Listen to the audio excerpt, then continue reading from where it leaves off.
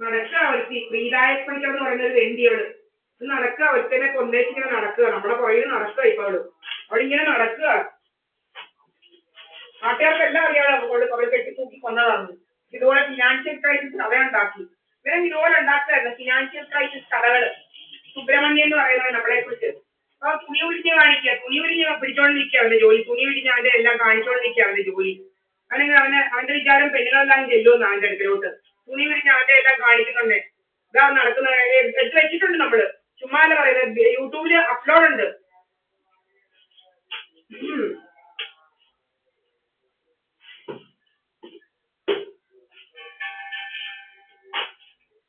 തുണി വിരിഞ്ഞ് പിടിച്ച് നിൽക്കുകയാണ്, തുണി വിരിഞ്ഞ് പിടിച്ചങ്ങ് നിൽപ്പാ, തുണി വിരിഞ്ഞ് പിടിച്ചങ്ങ് നിൽക്കുകയാണ്, തുണി വിരിഞ്ഞ് പിടിച്ചോണ്ടങ്ങ് നിൽക്കുകയാണ്, തുണി വിരിഞ്ഞ് പിടിച്ച് ഇങ്ങനെ അങ്ങ് നിൽക്കുക, കവച്ച് നിൽക്കുകയാണ്.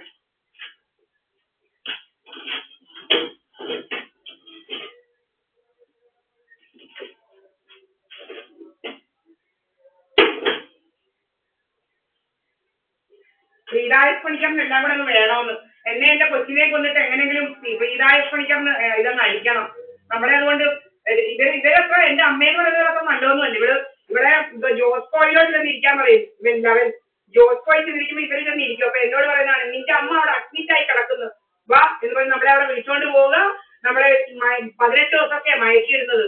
പിന്നെ എന്റെ സ്വത്തും മുതലൊക്കെ അടിക്കാൻ വേണ്ടിയിട്ട് ഇവിടെ മോനും ഇതൊക്കെ കൂടെ ഇവിടെ വകവരുത്താനായിട്ട് നടക്കുകയായിരുന്നു. ആദ്യത്തെ ദിവസം മുതൽ തുടങ്ങിയതായിരുന്നു ബിജുപി ചെട്ടിയെന്ന് പറഞ്ഞ് നീ എത്ര പേരുടെ പോയിട്ടുണ്ടടി, അതായിരുന്നു ഇവൻ പറയുന്ന കഥയൊന്നുമല്ല, സുബ്രഹ്മണ്യൻ പറയുന്ന കഥയൊന്നുമല്ല ശരി. ഇവന് ആദ്യത്തെ ദിവസം മുതലേ തുടങ്ങിയതാണ്, 10ാമത്തെ ദിവസം അടി തുടങ്ങിയതായിരുന്നു. ഇവൻ പല പ്രാവശ്യം എടുത്ത് നടക്കി പോയിട്ടുണ്ട് മുന്നേ. എന്റെ കൊച്ചിന് 2.5 വയസ്സുള്ള മുതൽ ബന്ധം ചെയ്യണമെന്ന് പറഞ്ഞ് നടക്കുക, ബന്ധം ചെയ്യണമെന്ന് പറഞ്ഞുകൊണ്ട്. പിന്നെ ബന്ധം ചെയ്യണമെന്ന് പറഞ്ഞപ്പോൾ മുതലേ ഇവന് നമുക്ക് വേണ്ടതായത്. ഇവൻ ബന്ധം ചെയ്യണമെന്ന് പറഞ്ഞ് നടപ്പായിരുന്നു, ഇവൻ ഭയങ്കര നടപ്പായിരുന്നു ബന്ധം ചെയ്യണമെന്ന്.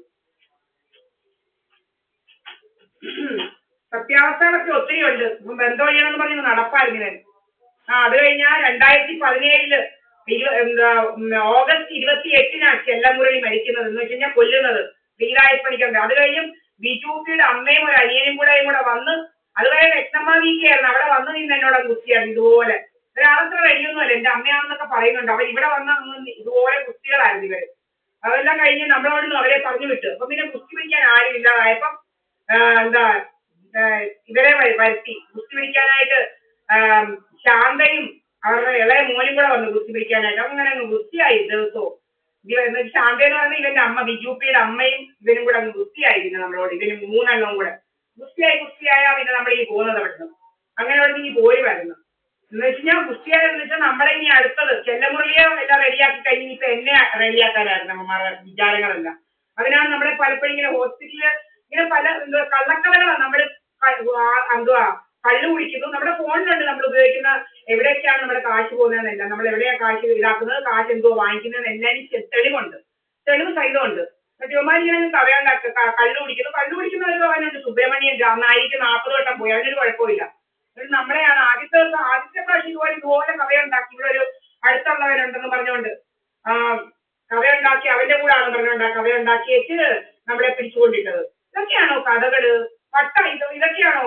അപ്പൊ ഇതൊക്കെ എന്തെല്ലാം കള്ളത്തരങ്ങളാണ് നിങ്ങൾ പറയണം. അവന്റെ കൂടെ പോയതിനാ എന്നെ അവിടെ പിടിച്ചിരുത്തേണ്. അവന്റെ കൂടെ ആയിരുന്നത് കൊണ്ട് തന്നെ ഇവിടെ ഡി അഡിക്ഷൻ സെന്ററിൽ കൊണ്ടിട്ടെന്ന്. ഇതൊക്കെയാണ് ഇവന്മാർ പറയുന്ന കഥകള്. എന്തുവാന്ന് അറിയത്തില്ല. യഥാർത്ഥ കഥകളൊക്കെ പുറത്തു വരണം. യഥാർത്ഥ കഥകളൊക്കെ ഇവന്മാരുടെ കഥകൾ, പല കഥകളുണ്ടാക്കാൻ ഇവന്മാരുടെ ജോലി. ഇപ്പൊ നമ്മുടെ ഫോൺ നമ്മുടെ കയ്യിലുണ്ട്, ഫോൺ നമ്മുടെ അപ്ലോഡ് ചെയ്യുന്നുണ്ട് നമ്മുടെ ഫോണിൽ ആരുണ്ടെന്നൊക്കെ ഉള്ളത്.